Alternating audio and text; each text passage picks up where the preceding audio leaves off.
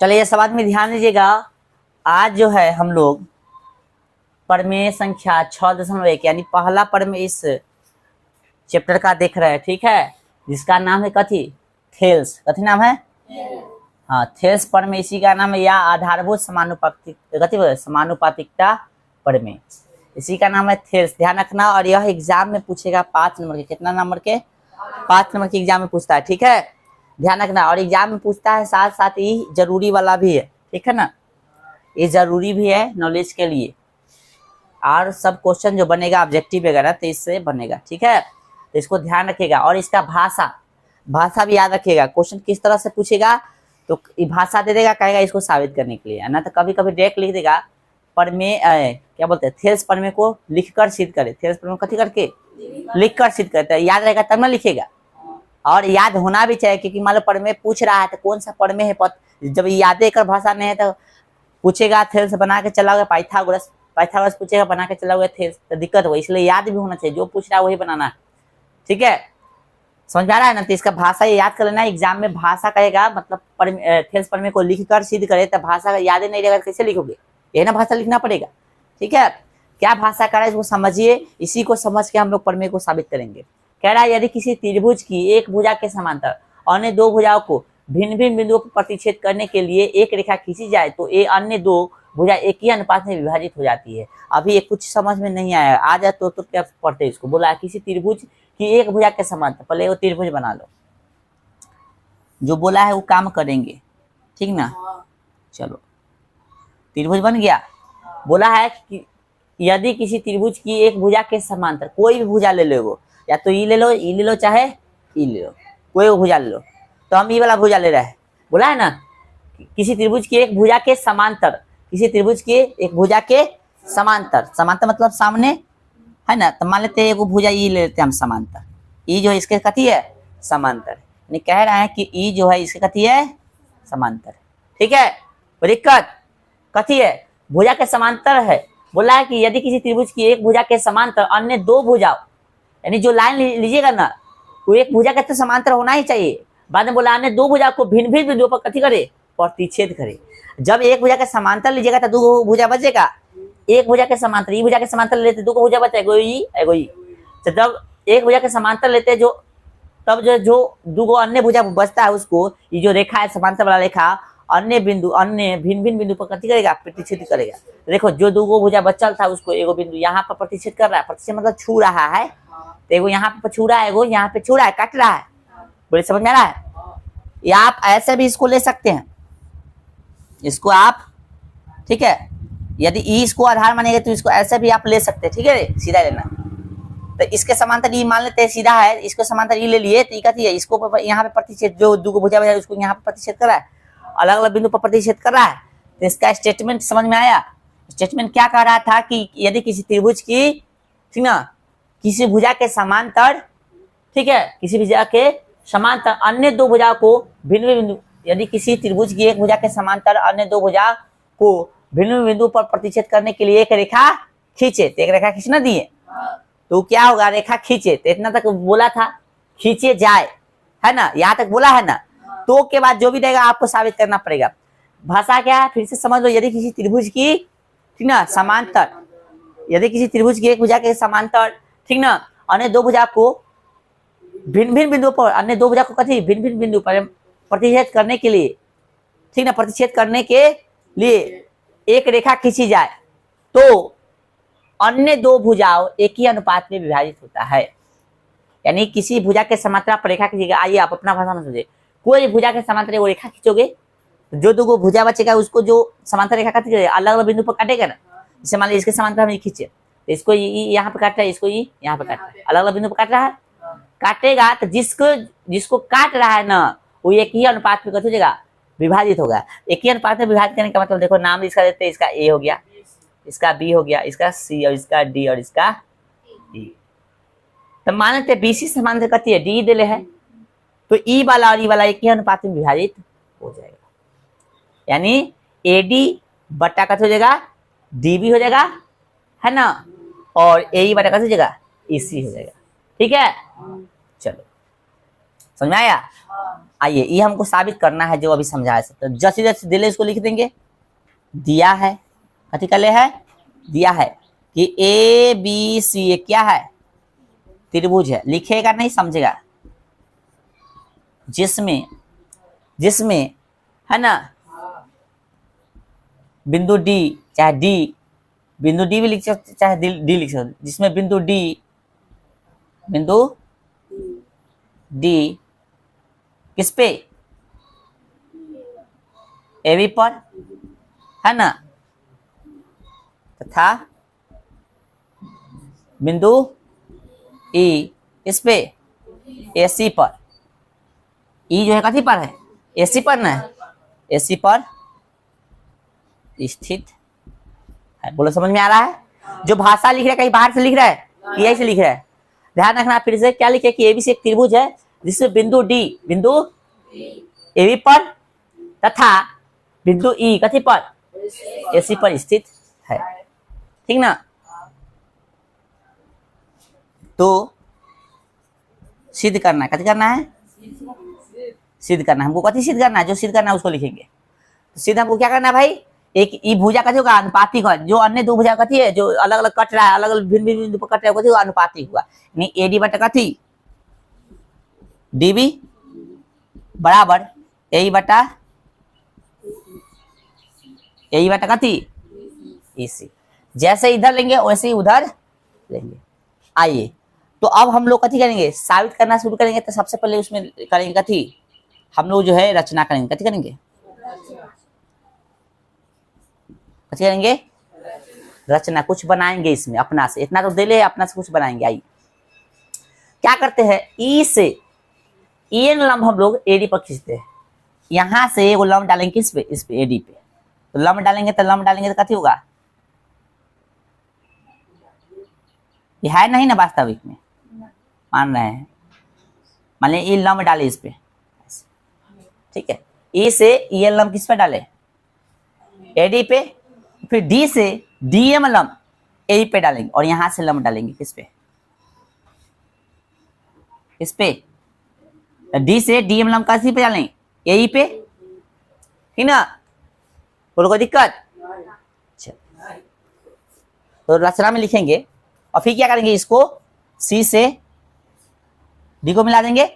अच्छा ये dot dot से मिलाएंगे क्यों क्योंकि ऐसा कुछ हम लोग फिक्स दे ले नहीं है बल्कि ये हम लोग कथी कर रहे हैं इसको अपना से कर रहे हैं ठीक ना रचना में कर रहे हैं इसलिए इसको कथी से करेंगे डॉट से। ठीक है तो लिखेंगे रचना में ई से ई एन लंब चाहे ऐसे डायरेक्ट लिख दे डायरेक्ट लिखे ई एन लंब कथी लंब का साइन है ई एन लंब कथी एडी तथा है ना डीएम लंब कथी डीएम लंब कथी एई खींचे है ना बुआ। और सी डी तथा कथी बीई को कथी किया मिलाया। बोलो भाषा अलग से लिख रहे हैं समझाना ना। इतना करने के बाद कथी किए रचना में लिखे ई एन लंब एडी तथा डीएम लंब कथी ए खींचे ई एन लंब एडी और डी से डीएम लंब कथी ए खींचे और फिर सी डी और कथी बी इसको ऐसे भी लिख सकते सी से डी को तथा बी से ई को मिला ऐसे भी लिख सकते कोई दिक्कत नहीं है। आइए रचना हो गया आप क्या करेंगे प्रमाण करेंगे प्रमाण यानी प्रूफ क्या करेंगे समझिएगा। अब हम लोग क्या करेंगे त्रिभुज कथी त्रिभुज ध्यान रखिएगा ए ई डी में दे जाएगा त्रिभुज ए ई डी बोलो चाहे ए डी ई बोलो बात करती है। त्रिभुज ए ई डी बोलो चाहे त्रिभुज ए डी ई बोलो तो हम लोग त्रिभुज लेंगे ए डी ई में ठीक है। त्रिभुज ए डी ई तथा त्रिभुज बी डी ई में कथी में बी डी ई में बी डी ई बोलो चाहे डी ई बी बोलो तथा त्रिभुज देखो कथी बी डी ई में चाहे डी ई बी में यह ले डी ई बी ले ई त्रिभुज बोल रहे, देखो सबसे पहले क्या लिए यहाँ पे, देखो त्रिभुज एडी कहाँ है, ये त्रिभुज बन रहा है। फिर ये कोई ई वाला त्रिभुज में लेना है हमको, ई वाला त्रिभुज बन रहा है ना ऐसे, इसको डी ई बी बोलो चाहे बी डी ई बोलो चाहे ई डी बी बोलो, बात करती है ऐसे में। तो हम ले रहे हैं डी ई बी, ये दिख रहा है त्रिभुज ऐसे। चलो त्रिभुज डी ई बी, ठीक है। आइए अब कुछ बात है जो इसमें जाने से पहले समझ लो। आ जाओ इधर, त्रिभुज है, त्रिभुज का क्षेत्रफल क्या होता है, हाफ गुने आधार गुने होता है ना, हाफ गुने आधार गुने कथी होता है, यानी इसको ऐसा लिखते हैं हाफ गुने बी गुने एच, बी फॉर बेस है ना, एच फॉर हाइट, होता है कि नहीं। अब समझो हाफ तो ले ली, ठीक है, और किसी किसी त्रिभुज में ऊंचाई के जगह पे हम लोग शीर्ष लंब लेते, कथी लेते हैं, शीर्ष लंब। ऊंचाई की जगह पे हम लोग कथी ले सकते हैं, तो शीर्ष लंब जो नहीं होता, शीर्ष लंब मतलब जो शीर्ष से डाला गया हो, शीर्ष मतलब माथा से, तो यहाँ पे ये ऐसे डाल सकते, ये ना हो गया लंब। कोई कोई त्रिभुज में क्या होता है, शीर्ष लंब जो है पता नहीं चलता है, तो उसको बाहर जो है, बाहर वाला जो होता है, बाहर वाला, जैसे मान लो ये ऐसे है, ये ऐसे है, इसको बाहर जो लंब डाला रहता है उसको ले लेते हैं, बाहर वाला लंब को ले लेते हैं, ठीक है, बाहर वाला लंब को ले लेते हैं, ठीक है, इतना समझा ना। किस जगह पे, ऊंचाई के, तो यहाँ भी है गुण यूज करेंगे, ठीक है। आइए त्रिभुज ए डी ई में पहले एक फॉर्मूला लिख लेते हैं, त्रिभुज का क्षेत्रफल, त्रिभुज का क्षेत्रफल, ये पता होना चाहिए सबको, कथी होता है, हाफ गुने आधार गुने ऊंचाई, ये होता है ना, फॉर्मूला जानकारी है ना। आइए अब वही काम करेंगे हम लोग, क्या करेंगे, त्रिभुज इसका क्षेत्रफल, त्रिभुज ए डी ई का क्षेत्रफल। देखो त्रिभुज ए डी ई का क्षेत्रफल, जो भाषा लिखे ना इसको ऐसे भी लिख सकते हैं, area of triangle A D E, बोलो ऐसा लिख ले, देख ऐसा लिख ले, ऐसा लिख ले, area of triangle A D, इसका मतलब भी होता है त्रिभुज ए डी ई का क्षेत्रफल, बोलो लिख ले। चलो समझ जाओगे, तो एरिया ऑफ कथी, ट्रायंगल ए डी ई का क्षेत्रफल। त्रिभुज ए डी ई में आइए, ए डी ई, ठीक है, तो ये वाला लाइन को अभी भूल जाता हूँ, ये वाला लाइन को ध्यान रखना, तो ए डी ई, और जिसपे शीर्ष लंब, जिसपे लंब जहां से आ रहा है शीर्ष से आएगा, डलाएगा किस पे, आधार पे, इतना ध्यान रखना, ठीक है। तो फॉर्मूला क्या है, हाफ, फॉर्मूला क्या है, हाफ गुने आधार, तो त्रिभुज ए डी ई में आधार कौन होगा, जिस शीर्ष से यहां से जा रहा है, माथा हो गया रे, ऐसे जा रहा आधार कौन होगा, ये ना होगा, कथी हो जाएगा, ए डी, और शीर्ष लंब कौन है, त्रिभुज ए डी ई में शीर्ष लंब कौन है, ये वाला है, इसका नाम कथी है, ई एन है ना, बोलो कोई दिक्कत। चलिए इसको समीकरण कितना मानेंगे,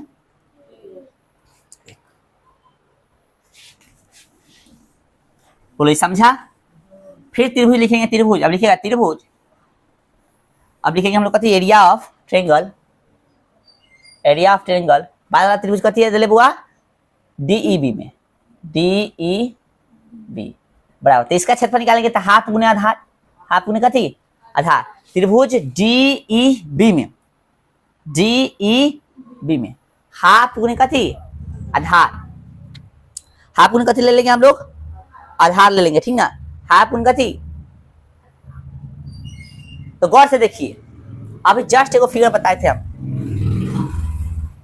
कि मान लीजिए इसमें लंब पता नहीं चला, तो इसको कैसे करेंगे, आगे बढ़ाएंगे और यहाँ से कैसे कर लेंगे, लंब डालेंगे, तो किसको आगे बढ़ाए, आधारे वाला को ना, आधार वाला को आगे बढ़ा रहे हैं। तो गौर से त्रिभुज इसमें डी ई बी में ध्यान रखिएगा, आधार कौन होगा, आधार इसको आगे बढ़ा रहा है, इसी पे ना लंब भाई वाला, इसको आगे बढ़ा रहे हैं, और त्रिभुज के बाहर से कथी डाला गया है लंब, तो लंब किस पे डाला गया है, आधारे पे ना हुआ, कौन से देखो यही ना आधार होगा, तो आधार हमका कथी हो जाएगा, डी बी ही हो जाएगा, कथी हो जाएगा बुआ, डी बी, ठीक ना, कथी हो जाएगा, डी बी, हाफ गुने आधार हो गया, और ऊंचाई कथी होगा, ऊंचाई, इसमें तो लंब है नहीं, इसमें लंब नहीं ना, तो इसके बाहर वाला लेंगे, तो ये ना लेंगे, कौन ले लेंगे, ई एन, इस समीकरण हो गया 2।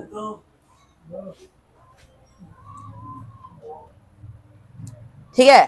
अब भाषा लिख सकते हो भाग देने पर, कथी देने पर, भाग देने पर, या समीकरण 1 तथा 2 को भाग देने पर, भाग देने पर। तो भाग दीजिएगा तो होगा एरिया ऑफ ट्रायंगल कथी, ई वाला ए डी आ रही है, ए डी ई।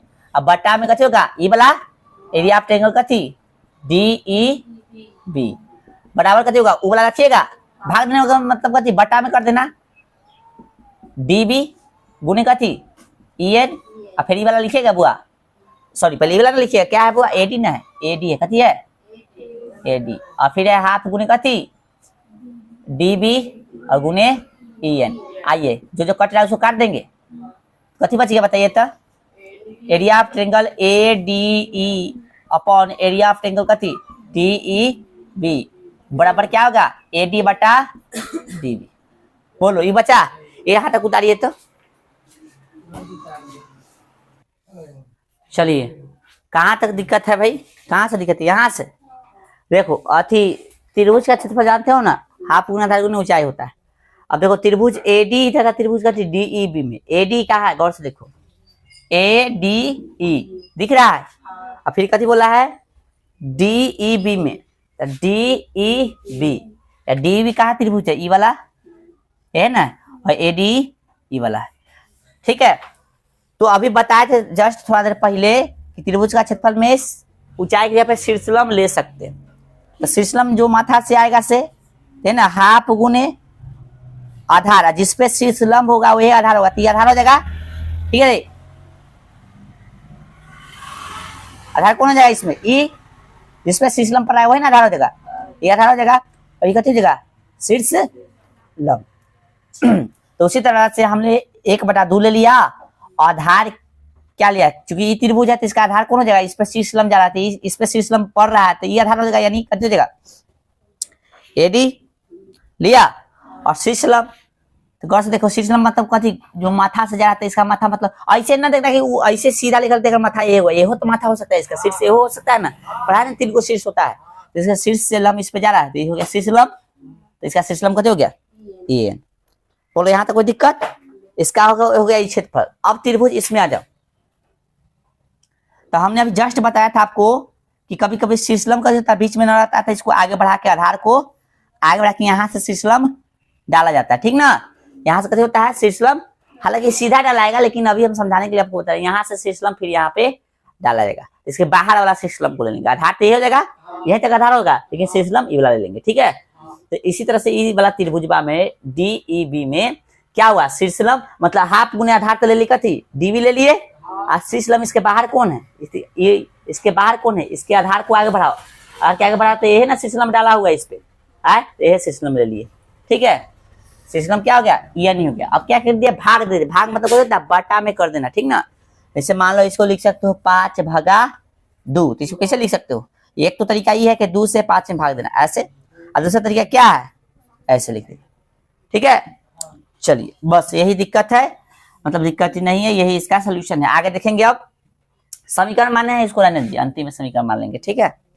चलो अब क्या करेंगे हम लोग, इसी प्रकार से जैसा भी काम किए नहीं उसी प्रकार से, इसी प्रकार से, ठीक ना। अब त्रिभुज क्या लेंगे, फिर से त्रिभुज लेंगे ए डी, यानी एरिया ऑफ कथी, triangle, area of A D, यानी एरिया ऑफ ट्रायंगल कथी, ए डी, यानी त्रिभुज ए डी का क्षेत्रफल, तो हाफ गुने कथी आधार। इस बार फिर यह त्रिभुज ले रहे हैं, गौर से देखो फिर से, इस बार आधार को लिए थे, ये ना लिए थे, इस बार ये आधार लेंगे, तो ये आधार लेंगे, तो शीर्षलम कौन लेगा, इस पर जो शीर्षलम पड़ा है, आधार हम अपना से नहीं ले रहे हैं, जिसपे शीर्षलम पड़ेगा वही आधार हो जाएगा।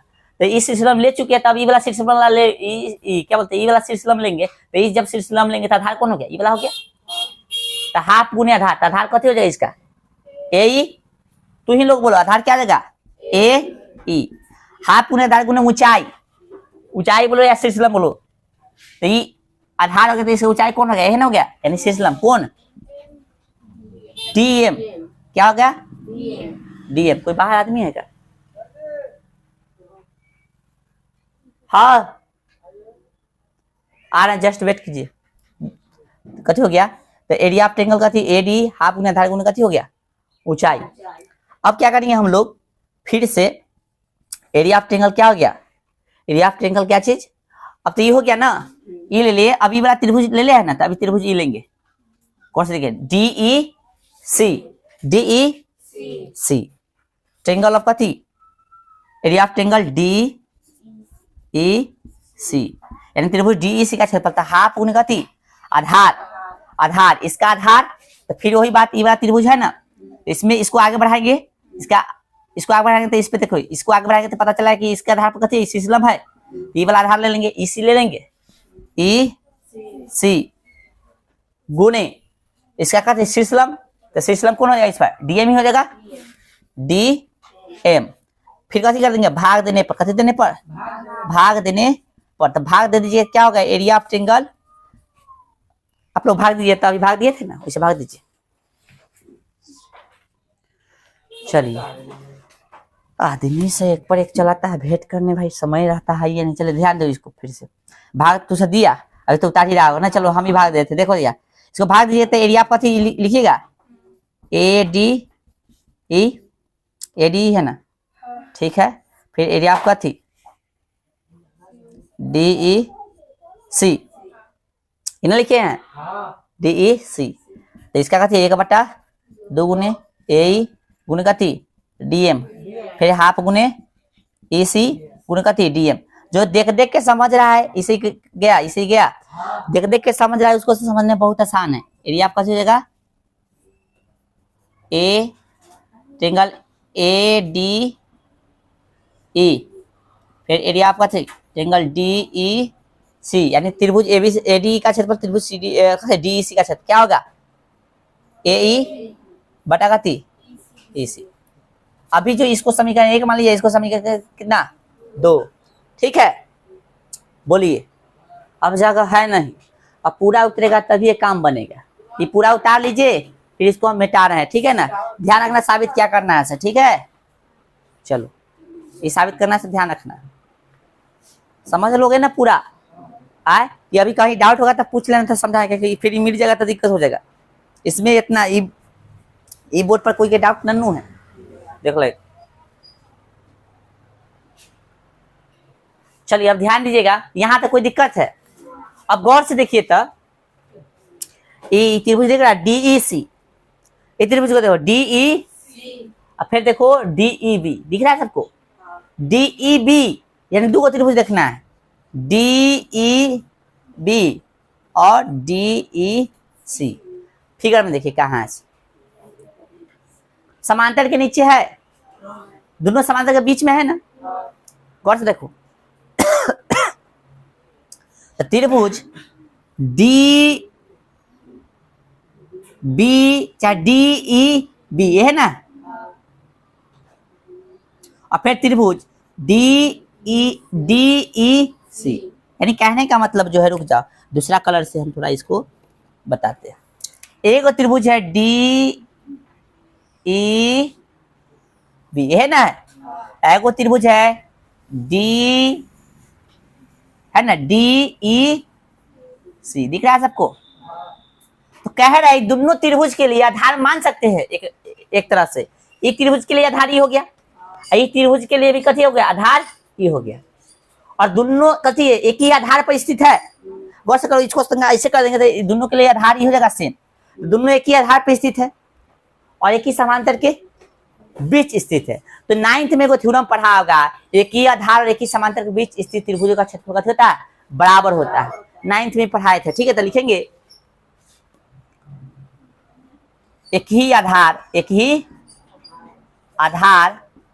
और एक ही समांतर के बीच स्थित है ना, त्रिभुजों का कथी का, त्रिभुजों का क्षेत्रफल बराबर होता है, यानी बराबर होता,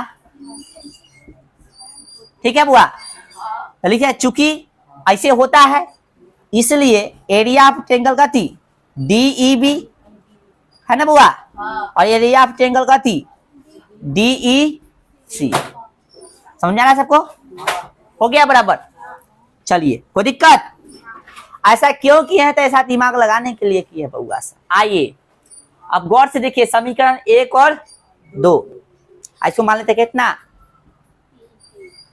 3। लिखेंगे समीकरण 1 2 तथा कैसे 3 से। आइए सर इसको लिखते हैं, गौर से देखिएगा। एरिया ऑफ ट्रायंगल का थी ADE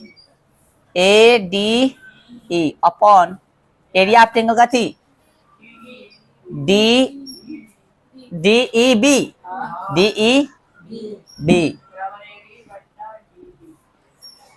ठीक ना। और बराबर में कथी है, हम ये लिखना चाह रहे हैं बुआ ई वाला, फिर से लिखे थोड़ा सा समझना, हम जो समझाना चाह रहे थे। एरिया ऑफ ट्रायंगल का फिर सेम है ADE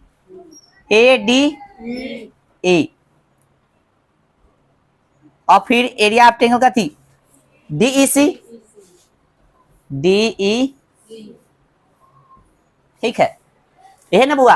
ये बोला के तनका दे ई सके रहने दो, तनका साथ ये बराबर अभी नहीं हो सकता है, लेकिन हम बराबर किए हैं। अभी बताए कैसे बराबर हो गया, अभी बराबर ही है नहीं, यही बराबर नहीं है, अन्यथा कर दे बराबर डायरेक्ट, इसको हटा दे। चल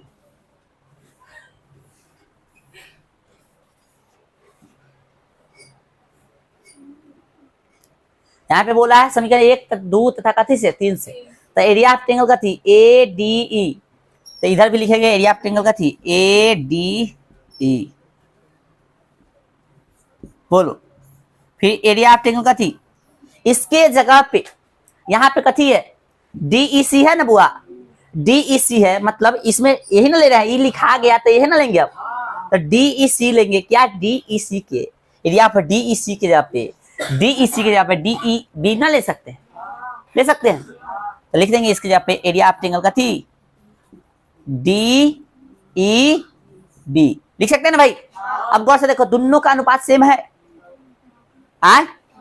दोनों का अनुपात सेम है, बोले समझ में आ रहा है सबको, सेम है ना। अब सेम है भाई साहब, तो इसका वाला इसका बटा क्या है, इसका बटा क्या है बताइए, इसका बटा क्या है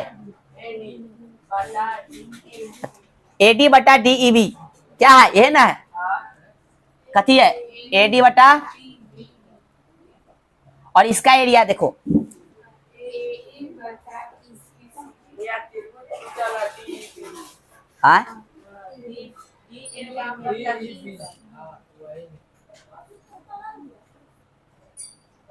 ठीक है। तो इसके लिए आप कथी लिख दिए, ई वाला लिख दिए, ठीक है। और भाई साहब दोनों बराबर हो गया था, दोनों के कहने गया दोनों, रुक जा, एकता करने की जरूरत नहीं, अभी लिखेगा, लिखना नहीं है, और से देखिए ये दोनों बराबर हो गया, ठीक ना। कहने का मतलब ई और ई दोनों कथी हो गया, बराबर हो गया, ठीक है। अरे तो इसको भी ले सकते हो आप लोग, इधर बराबर भी लिख सकते हो, एरिया आपका थी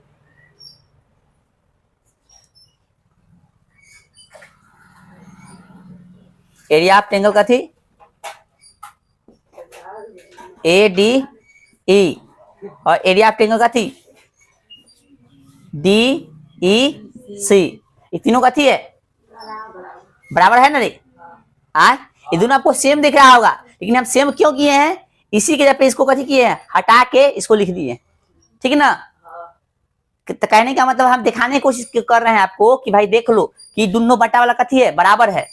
तो जब दोनों बटा वाला बराबर तो इसका दोनों वैल्यू, इसका वैल्यू भी कथी होगा, बराबर हो जाएगा। तो लिखेंगे नहीं, हम ऐसे लिख दिए, कहने का मतलब ई दोनों जो है बराबर है, ठीक ना, बराबर है, ई जब दोनों बराबर है तो भाई से इसका वैल्यू भी कथी हो जाएगा, बराबर किए ना। यहाँ पे था DEC, या DEC का कथी कर दिया हम लोग, DEB कर दिए, DEB कर दिया, दोनों बराबर हो गया, दोनों बराबर हो गया, तो दोनों जब बराबर तो दोनों का बटा भी कथी हो जाएगा, बराबर। समझ आ रहा है, इसको लिखेंगे नहीं, समझाने के लिए लिखे थे, ठीक है, बता दे इसको। चलिए तो लिख देंगे अंतिम में डायरेक्ट समीकरण 1 तथा 2 से, 2 तथा कथी से 3 से कथी हो गया, AD बटा DEB बराबर AE बटा EC, यही प्रमाणित करना था ना, बोलो हो गया। यही आपका थेल्स थ्योरम, उतारिए।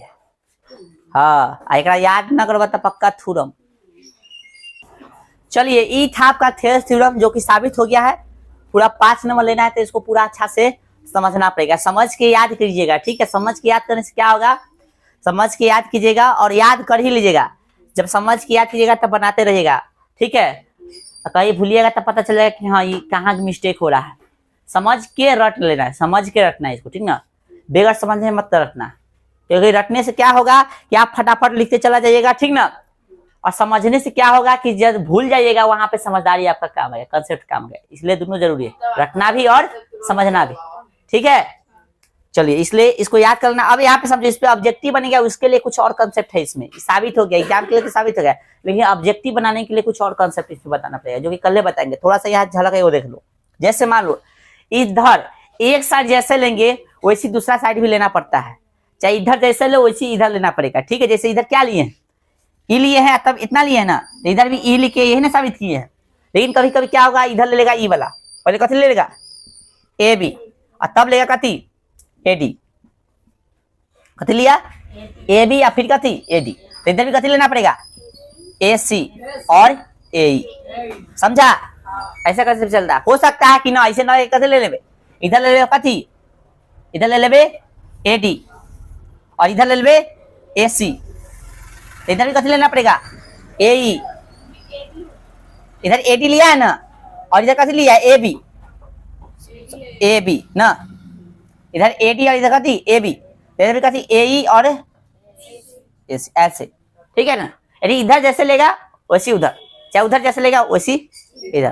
क्वेश्चन में भी एग्जाम मतलब ऑब्जेक्टिव में भी वैसे आपको देगा, तो इसी दिमाग लगाना पड़ता है, ठीक है। तो ये कंसेप्ट को हम लोग कल से देखेंगे, ठीक है। इतना पहले याद कर लीजिएगा आप लोग, ठीक है। आज बार रहने दीजिए।